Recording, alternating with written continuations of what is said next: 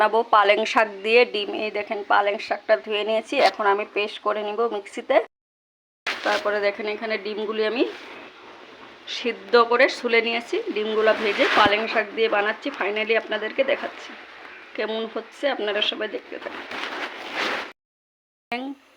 Paste করে নিয়েছি, পালংয়ের সঙ্গে দিয়েছি রসুন, আদা, লঙ্কা সব দিয়ে পেস্ট করে নিয়েছি। এখন ফাইনালি ডিমটা ভেজে রান্নাটা বসিয়ে দিচ্ছি, আপনারা সবাই দেখেন। এখানে শুকনো লঙ্কা, তেজপাতা, গোটা জিরা দিয়ে দিয়েছি। এখন একটা ছোট্ট পরিমাণ মতো পেঁয়াজ দিয়ে দিব।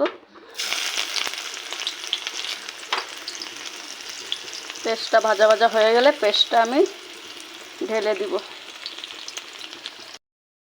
পেঁয়াজের লগে ডিমগুলিরে ভালো করে ভেজে নিয়েছি। এখন আমি পালংয়ের পেস্টটা দিয়ে দিব। ফাইনালি দেখেন এখন ঢেলে দিয়েছি। ফাইনালি এখন ভালো করে কষিয়ে গরম মশলা ছিটিয়ে দিয়ে নামিয়ে দিব এটাতে। এটা হলো পালং দিয়ে ডিমের কষা। এটার নাম হলো পালং দিয়ে ডিমের কষা।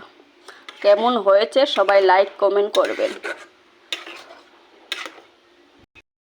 পালং দিয়ে ডিমের কষা হয়ে গিয়েছে, এখন গরম মশলা দিয়ে দিব, দিয়ে নামিয়ে দিব।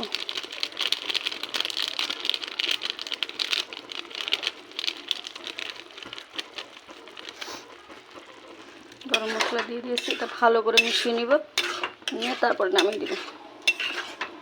ফাইনালি বলেন কীরকম হয়েছে। এখন রাখছি, টাটা বাই।